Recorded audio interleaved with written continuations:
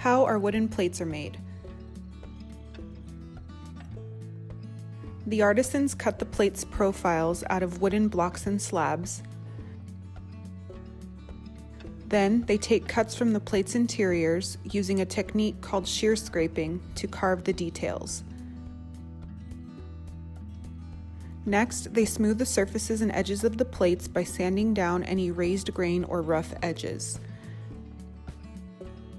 After coating the plates with food-grade oil, they are carefully wrapped with eco-friendly packaging. Visit rainforestbowls.com to see our collection and help us create a more sustainable and greener planet.